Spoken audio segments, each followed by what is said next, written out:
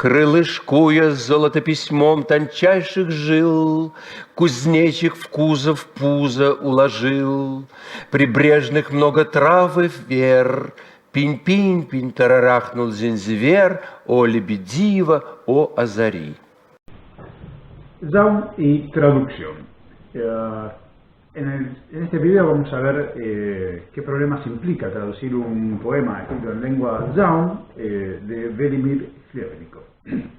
Para ello, tendríamos que averiguar un poquito qué es esto del Zaun, que suele ser traducido como lengua transmental o transracional.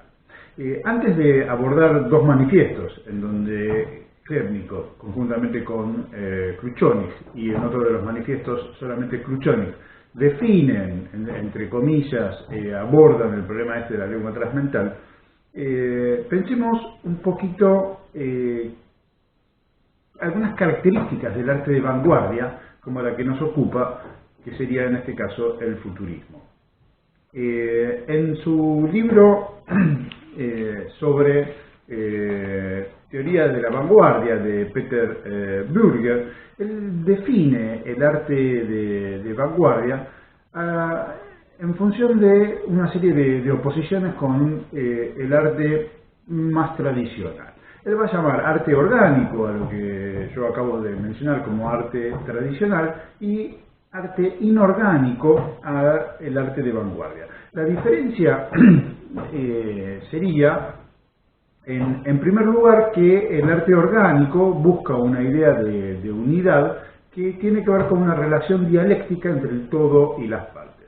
Y al mismo tiempo busca ocultar su artificio para parecer orgánico natural. El arte inorgánico, en tanto no quiere dar esa impresión de vida, si bien busca borrar las diferencias entre el arte y la vida, puede llamarse inorgánico porque está altamente fragmentado, ¿no? Esta idea de la fragmentación sería lo que le da su principio de unidad, paradójicamente, porque recurre al procedimiento que Bürger llama, siguiendo a Benjamin, de la alegoría y el detalle. Es decir, el detalle, arrancado de su contexto, de su función, dentro de una serie de elementos que podríamos llamar orgánicos, se convierte en alegórico. Dice Bürger, el concepto de alegoría arranca un elemento a la totalidad del contexto vital, lo aísla, lo despoja de su función. La alegoría es, por tanto, esencialmente un fragmento, ¿no? En contraste con el símbolo orgánico. Ahora bien, ¿qué sucede con este fragmento? Hay que dotarlo de sentido. Para poder dotar de sentido al detalle, al fragmento, el arte inorgánico recurre a un esquema paradigmático. Es decir, el arte orgánico es sintagmático, el arte inorgánico paradigmático. Sintagmático implicaría que en la serie, si fuera una oración del conjunto, una parte cobra su sentido por relación con el todo. En cambio, en un eje paradigmático, donde nos salimos de la obra de arte, ya estamos fuera de ese conjunto, yo necesito apelar a algo externo para ayudar a la recepción y que además viene de la recepción a dar sentido a esa obra de arte.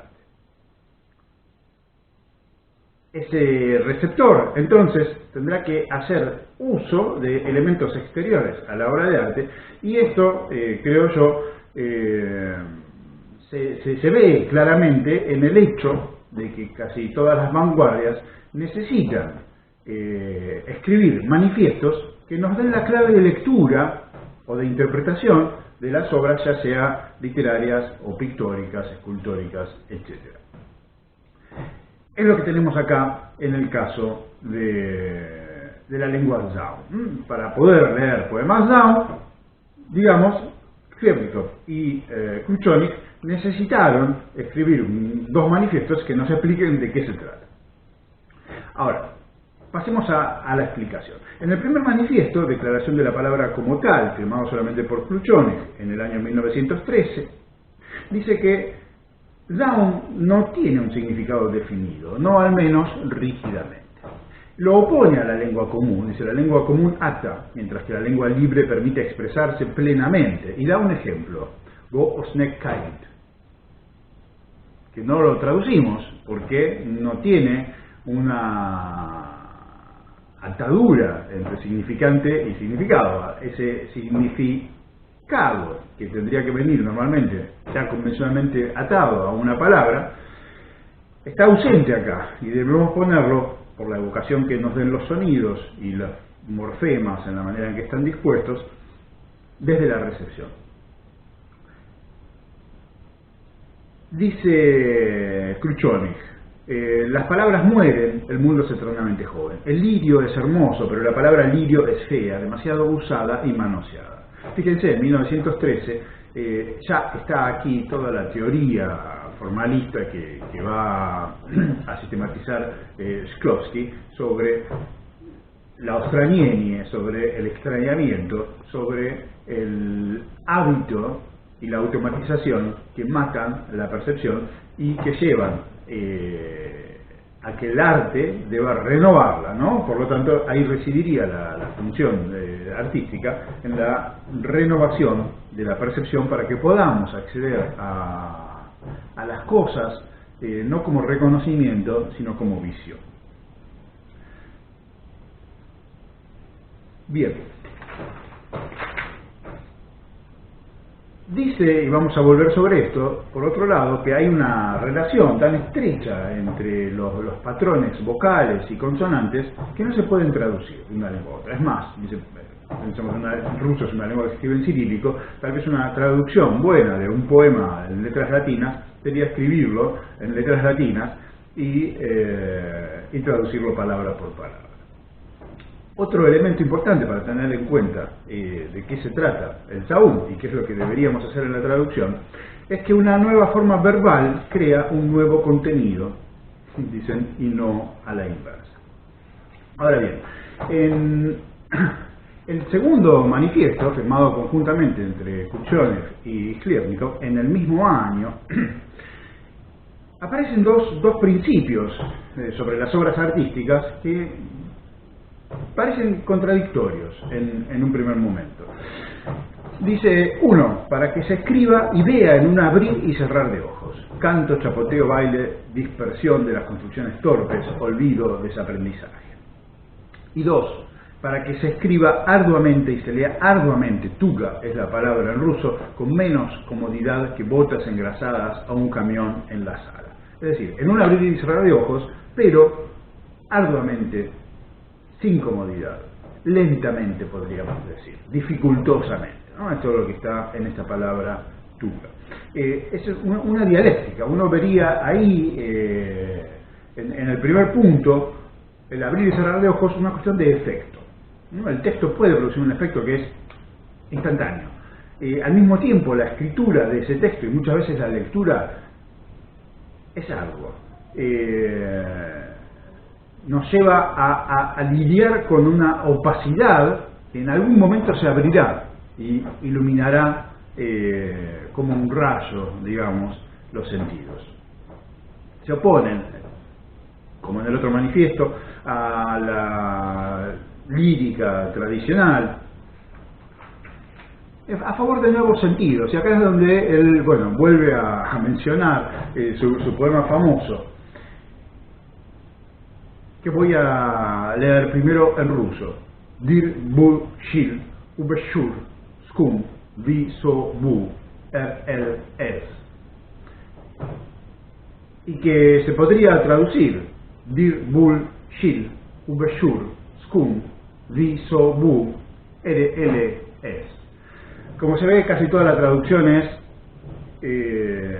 literal, es decir, son sonidos que nuevamente no tienen un correlato convencional previo al poema como sentido.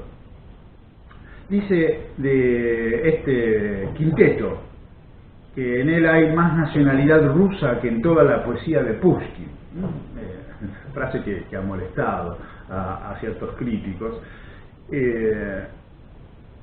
pero recordemos que es un movimiento de vanguardia que busca renovar totalmente la literatura y tirar por la borda de ese barco de la tradición a escritores como Pushkin, Tolstói, Gogol, Turgenev. Dicen no al caramelo blando, lánguido, afónico, cremoso de la poesía, un solitario, una jalea, sino el terrible poetos. Vayach es la palabra que utiliza Khrushchev, una palabra inventada por él con reminiscencias de ruso antiguo, de leyendas, etcétera, para referirse a los poetas, los poetos. Y da un ejemplo de una poesía que dice, en mi traducción, esto lo acabo de traducir, no lo encontré traducido al español: cada muchacho, en la panza un hambre guach. Vengan entonces conmigo a mi dorsal espino. Lanzo un orgulloso grito, es un fósforo cortito. Vamos a comer piedras, verdura, dulzura, venenos y amargura. Vamos a engullir la vaciedad, la altura y la profundidad de las aves, los monstruos, peces, fierecillas, el viento, la sal, la marea y las arcillas. A diferencia de Dir Bullshit, este poema sí presenta muchos desafíos de traducción. No me voy a detener ahora en cómo lo traduje, pero ya vemos que para traducir incluso el manifiesto uno debe tener en cuenta casi paradigmáticamente lo que el manifiesto nos está diciendo sobre sí mismo.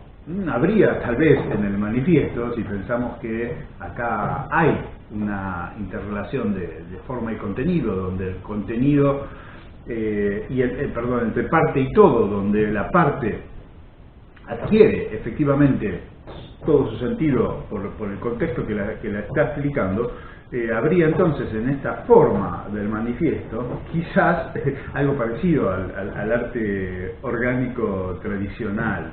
Sería el componente orgánico que nos permite leer luego fragmentos que salen volando de este manifiesto ya de por sí fragmentario. En el primer manifiesto llama la atención incluso la numeración, empieza por el número 4, en algún momento aparece un 1, son todas estrategias transracionales que buscan romper los lazos lógicos de la mente para utilizar las dos traducciones que hemos hecho de Zaum, Za, más allá, y mente o razón.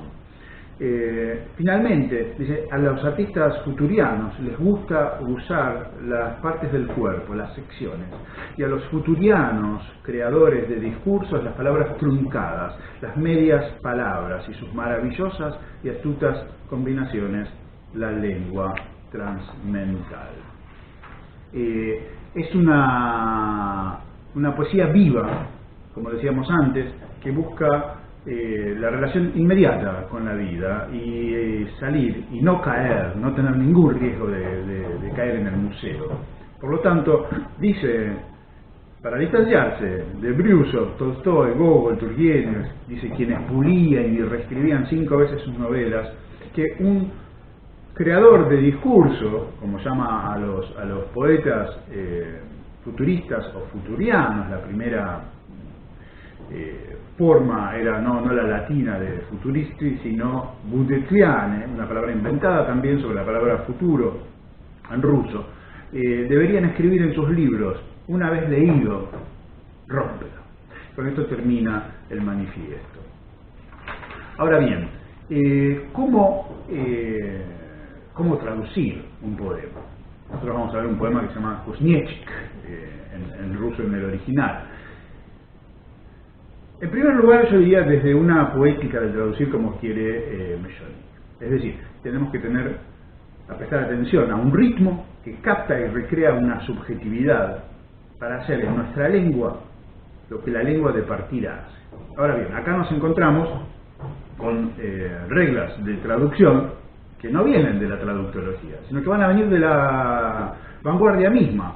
Porque para ver lo que la lengua está haciendo y entender el sentido ese del detalle adquirido por una relación paradigmática con el afuera, nos vemos obligados a ir al paradigma, traducir desde el paradigma y tratar de aplicar a la traducción misma todos estos conceptos de Zaun, al menos tal como los hemos entendido nosotros, que es la manera en que logramos darle sentido a los poemas. Veremos a continuación este proceso. Traduzcamos ahora Kuzniechik de Velimir Hlebnikov, uno de sus poemas más famosos, breve por suerte para nosotros y para esta clase, en lengua Zaun. Tenemos en la columna izquierda el poema en cirílico, en la columna derecha transliterado, con los acentos en las sílabas en que corresponden. Lo leemos primero para apreciar el sonido del poema, las aliteraciones y el ritmo en ruso. Kuzniechik. Крылишкуя золото письмом, тончайших жил, Кузнечик в кузов пузо уложил. Прибрежных много трав и вер. Пин-пин-пин, тарарахнул зинзивер, о лебедива, о зари. El título refiere a este animalito, este insecto que nosotros llamamos en Argentina langosta. Ahora bien, es un primer problema de traducción porque langosta también refiere al crustáceo marino y ponerle un nombre que desambigüe, como por ejemplo saltamontes o peor, chapulín, nos llevaría a tonalidades muy mexicanas que a lo mejor queremos dejar de lado si el público al que nos estamos dirigiendo es el público local de Argentina. Veamos verso por verso. Krylishkuya zalatopismom. Acá tenemos una primera palabra que está formada sobre krylishko y quiere decir alita. Pero la terminación uya es una especie de gerundio de presente, como por ejemplo en verbos kuya, kavat, que quiere decir forjar, o chuya, que sería como sentir, oler. Es decir, hay una distorsión gramatical de la palabra y la segunda palabra es una combinación de dos palabras. Pismo puede ser carta, también podría ser letra, y zolota es dorada o de oro. Zolotopismom, además, está en caso dativo, la terminación om, es decir, con, podría ser por medio de. Tanchaishi jil está en genitivo plural.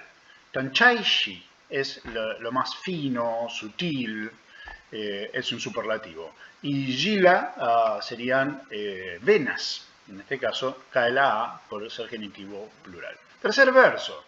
Kuzniechik, Kuzov, Puza, Ulagil. El saltamonte, la langostita. Kuzov, Puza, Ulagil. Tenemos primero, veamos la palabra puz, que podría ser una medida antigua de granos, y también el genitivo singular de puza, esta palabra que tengo acá abajo, sería panza o barriga, que termina en o en nominativo y en a en genitivo. Kuzov, que parece un genitivo plural, en realidad es una forma nominativa y quiere decir caja o carrocería, también podría ser cesta, canasto, y podría traducirse esto literalmente entonces en la caja, o en la cesta, o en el canasto, o en la carrocería de la panza, ulagil, puso. Ahora, ulagil es un verbo bastante polisémico. Meter, poner, es la traducción que acabo de hacer intuitivamente como primera opción, pero forma parte de, fíjense, de muchas combinaciones de palabras, frases hechas, acostar, echar, meter en la cama, echarse a dormir, tumbarse, también matar metafóricamente, colocar, podría ser peinar, apilar, etc. Tender, ¿no? La jit es tender, entonces u es un prefijo que quiere decir poner, y todas estas posibilidades estarían allí. Meter el artículo en una hoja, cumplir con el trabajo, ¿no? Ulagit rabotu srok, ¿sí? Cumplir a tiempo en el plazo, etc. Ulagit grob, ¿no? Poner, llevar a la tumba. Veremos después con cuál nos quedamos. En principio hay que decir que bueno, cualquier traducción con respecto a la lengua de origen tiene que elegir con uno de los sentidos con los que viene esa palabra. Como decía Tiniano, la palabra es un camaleón y además no sale del diccionario, sale del habla y viene con todos sus sentidos y que están dinamizados y pueden funcionar en poesía. En una traducción, obviamente, no todos estos sentidos se pueden trasladar, porque los campos semánticos son parciales. El verbo poner, por ejemplo, no transmite todas estas, tal vez, asociaciones, igual que en ruso. De todas maneras, cualquier verbo que elijamos va a introducir en la traducción, en tanto poema nuevo, una serie de sentidos que no estaban en el original, ¿no? Hay que tener cuidado, tratar de ser lo más consciente posible de cuáles son esos sentidos para pensar el nuevo sentido del poema en su conjunto gracias a esta nueva dinamización. Es decir, traducir un poema, primera conclusión, es crear otro poema que nunca va a ser el original y que va a ser una traducción en tanto respete ciertas reglas del juego, se atenga a ciertas características mínimas que el original nos da para guiar esa creación secundaria, pero que no deja de serlo. Verso cuarto. Pribrezhnych mnogo trav y vier, ¿no? Entonces había puesto en la caja de su panza muchas, noga, y esta palabra rige un genitivo, como son plurales, está todo en plural, ribereñas de la orilla, pribrezhnych, trav y vier. Fíjense acá las aliteraciones, además, hierbas y fes, ¿no? La fe, viera y trav y vier, que además de aliterar y unirse por el sonido, juxtapone una cosa concreta, un objeto, una planta, y algo abstracto, como la fe. Verso 5, pin, pin, pin, tararachnul, zinzivier, nos da primero un sonido onomatopéyico que podría ser el canto de un pájaro. No sabemos si las langostas son mudas, capaz que hacen ese sonidito, pin, pin, pin. El tema es que no dice Kuzniechik, dice Zinzivier. Y Zinzivier, tararachnul, es como tarará, ¿no? Es una palabra también creada con un final de verbo, knud, usual, y una especie de onomatopeya para un tarareo. Entonces, Zinzivier. Zinzivier es uno de los nombres del carbonero común, fíjense. Entonces, hasta acá parece que estamos acompañando a la langosta. Este pajarito le está cantando pin, pin, pin, mientras el otro come en la orillita. Se llama Balshaya Sinitsa, la gran Sinitsa, en ruso, carbonero común es el nombre español, pero también se llama en ruso Kuzniechik. Lo interesante acá es, por un lado, que el nombre más común es Balshaya Sinitsa, no Zinzivier. Ya es un nombre no frecuente dentro del ruso para este pajarito, y Kuzniechik tampoco lo es. Pero el hecho de que Zinzivier sea un Kuzniechik nos lleva a pensar, a llevarnos al insecto, como que el insecto también podría haber, por una especie de metonimia, podría producir un canto. Acá, bueno, introduzco una solución posible, obviamente no es la única. Esta coincidencia a mí me lleva a encontrar otro insecto, que es la mariquita, que también tiene su caja en la panza, podría estar en una orillita, es un animalito simpático, un insecto. Y la mariquita, o vaquita de San Antonio, como la conocemos nosotros, es decir, un nombre no usual para la vaquita de San Antonio, también se llama catita, ¿sí? Un pájaro. Es decir, vamos a ver esta resolución posible. En vez de nuestro poema ya no vamos a tener un saltamontes, vamos a tener una mariquita y aparecerá una catita. Verso 6, o lebedivo, está formado por dos palabras. Liebet es cisne y divo es como maravilloso. Y Ozari viene de esta palabra que es Zaria, que sería aurora, alborada, crepúsculo matutino, apunta el día, Zaria Zanimaetza, al amanecer, al alba, expresiones como estas utilizan esta palabra. Pero lo interesante es que también está deformada, porque nosotros tenemos Ozari. y la palabra nominativa es Zaria. Si nos fijamos en sus formas de declinación, vamos a encontrar que la única que termina como Ozari es Zari, digamos, esta forma que sería un genitivo singular, porque esto es Zori, esto es Zor, esto es Zaria, ya van cambiando mucho los sonidos. La única que termina ahí con una O adelante, que se funde con Ozari, es Zari. Además, hay que decir que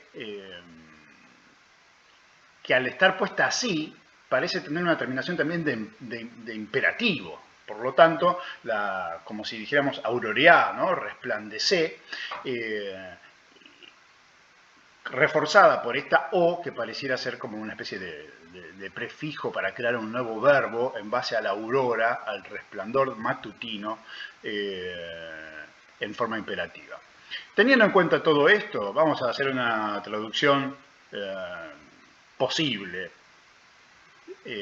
deformando las palabras que están deformadas, tratando de tener un ritmo, reproduciendo un par de rimas. Hay 2 rimas en el poema que por lo demás vemos no tiene rimas regulares y tiene una estructura de verso libre, lo que nos facilita la tarea. La mariquita, aliteando en dorada carta de finérrimas venas, puso en la caja de la panza mariquita ribereña, muchas hierbas y fez. ¡Pim, pim, pim! Taraclamaba la catita. ¡Ah, cisnerigio! ¡Ah, resplandares! Más allá de que la traducción guste o no guste, sea mejor o peor, probablemente ningún traductor pueda traducir este poema de la misma manera que otro, es decir, es un poema polisémico.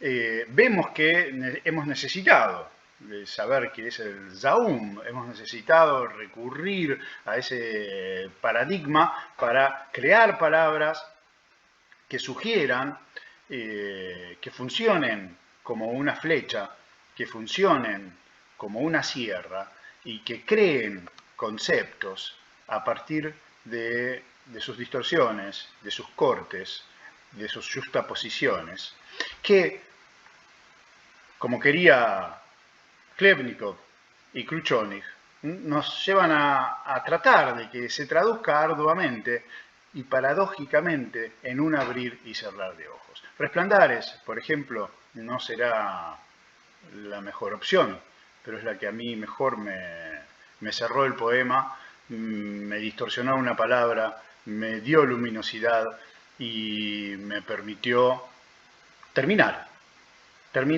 arduamente en un abrir de ojos, y podemos terminar como querían Kručoník, poniendo esta leyenda: una vez leído, bórralo.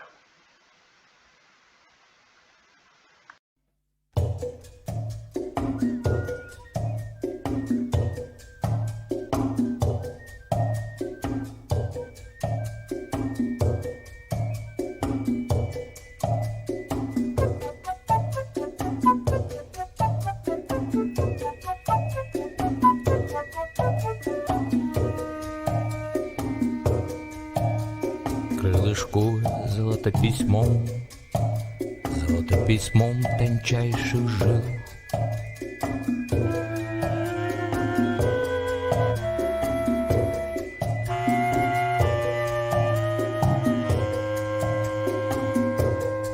Кузнечик в кузов пузо уложил, прибрежных много трав и вер.